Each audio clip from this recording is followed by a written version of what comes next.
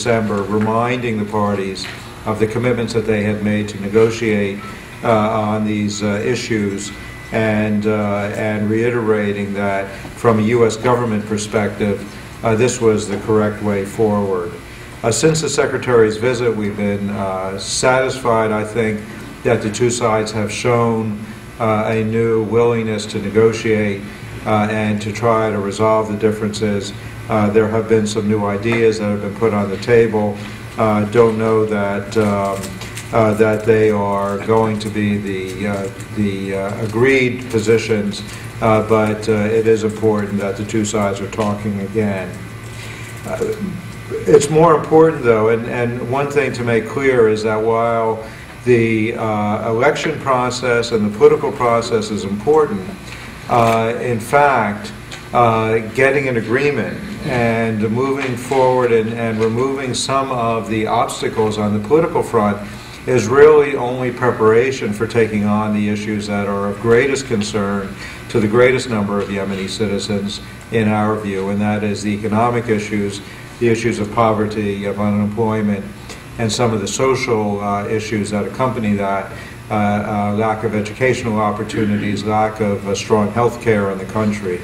And therefore, while we have been pursuing this political strategy, we also have been looking very carefully at how we can work with the government of Yemen, with the Yemeni private sector, with a broad section of the Yemeni population in order to address these economic issues.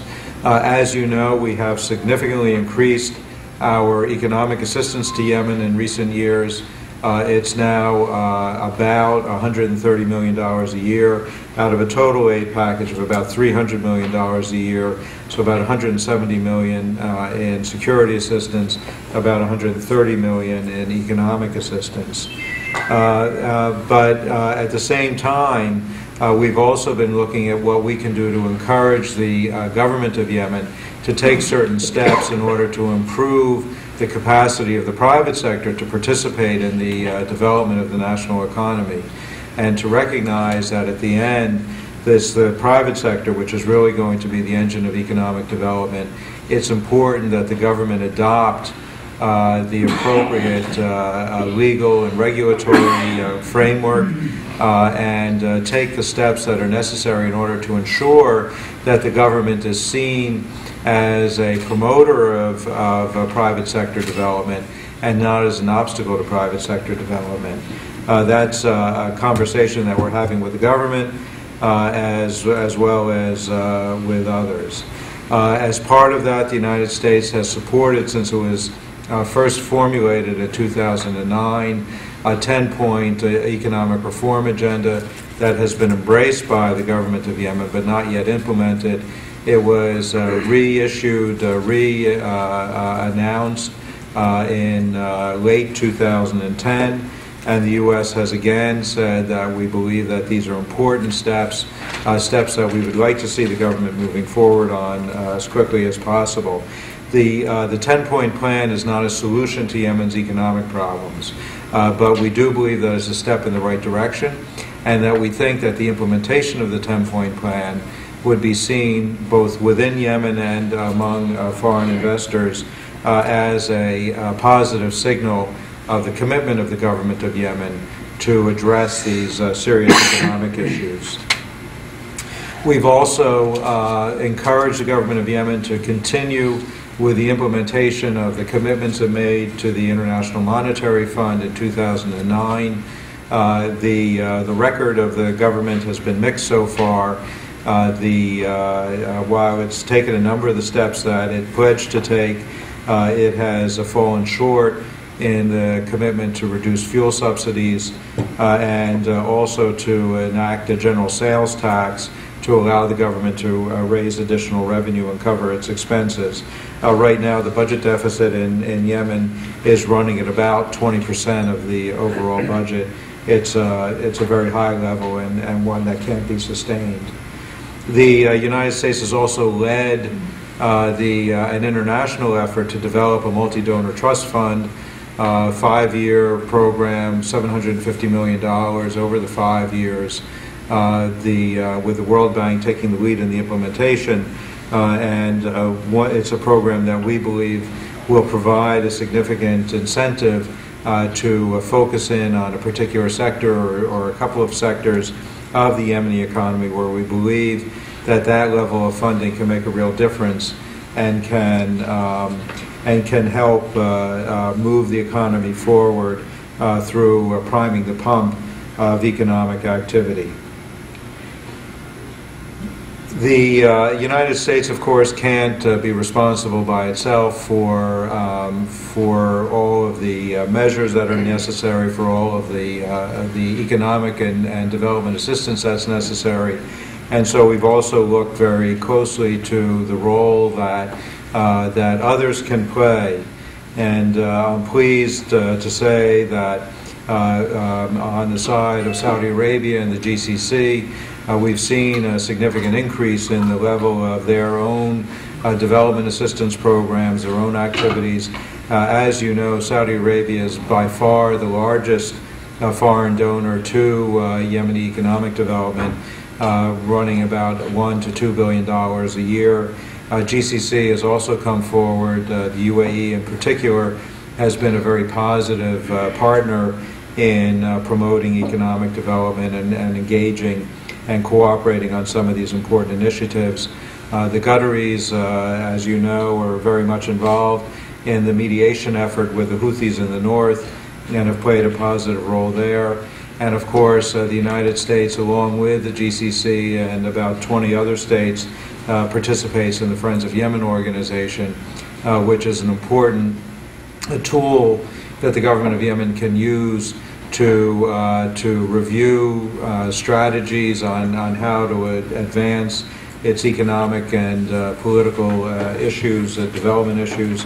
The Friends of Yemen is due to meet in Riyadh probably sometime in March.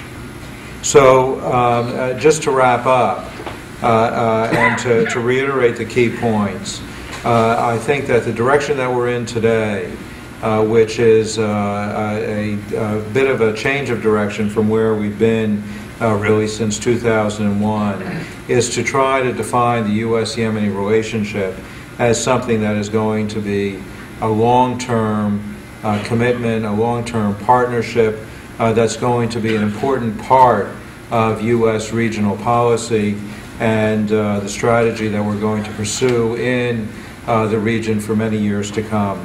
The fact of the matter is that we see Yemen as a linchpin of security and stability in the region, for better or for worse, not only in terms of the effect that Yemeni security will have in the Arabian Peninsula, but also across the Bab el-Mandeb into East Africa and the Horn of Africa.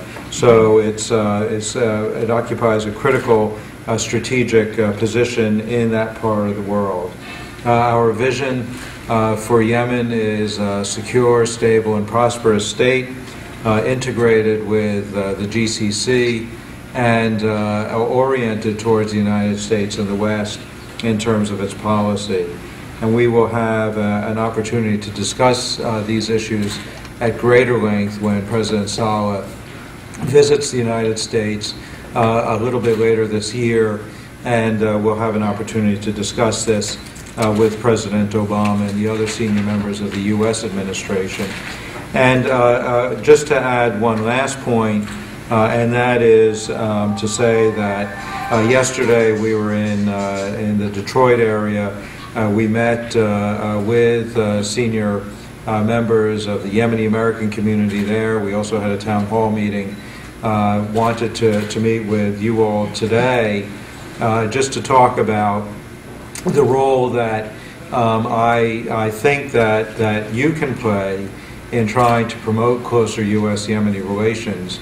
The fact of the matter is that one of the real challenges that we have is reaching out to the Yemeni people, talking to them, demonstrating to them that in fact the U.S. does intend to be a real partner and that the U.S. Does understand the issues that are of greatest concern to them. I anticipate that over the coming months and years we're going to have a much more active program of public outreach of hopefully bringing many more Yemenis here to the United States to spend a little bit of time with us, to understand a little bit more about what it is that the United States represents, and also, of course, to see many more Americans traveling to Yemen to engage in similar kinds of activities with Yemeni citizens there.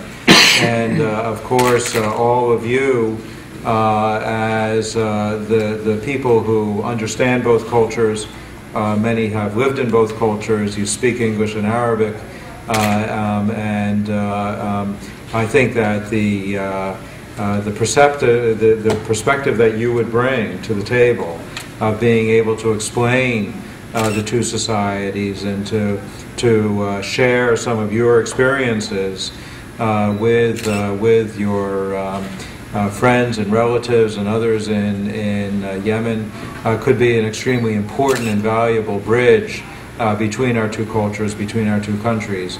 And so one of the things that we would like to work on as we go forward is seeing how we can get all of you more involved in trying to build the partnership, build a relationship for the future. So thank you, and at that point I'll stop, and happy to answer your questions.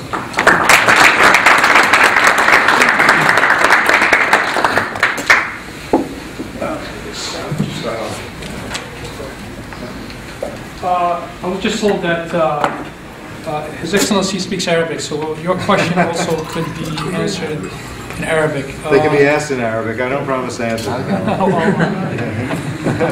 Do your best.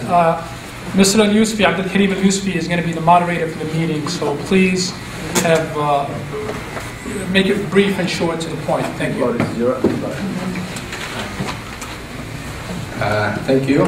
On your behalf, of course, I welcome His Excellency Ambassador of the United States to Sana'a. And it is really a great pleasure that we have him here. Tonight, we want everybody to have a good discussion, constructive discussion, a responsible discussion. And make it brief, make it to the point, and answer the questions. No speeches tonight whatsoever.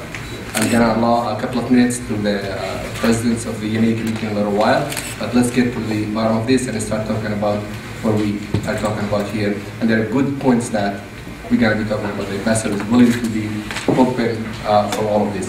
And I'm going to ask everyone who's going to talk to first give me his name.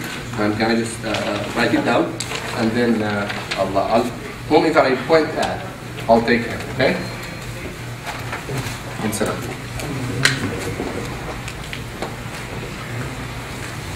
First of all, I want to welcome you to New York, and I want to thank you also for bringing good words about Yemen in your view and your eyes. My question is, you know that chaotic political problem in Yemen right now that is going on in the northern part and also in the southern part, and the country is struggling, you know, to have election in the near future. What is the U.S. position about, you know, the secessionist movement in the south, you know, that are basically trying to disrupt the good economic development in the country and also the stability and peace in the country? What is the U.S. position on that? Okay. Thank you. A couple of points to make.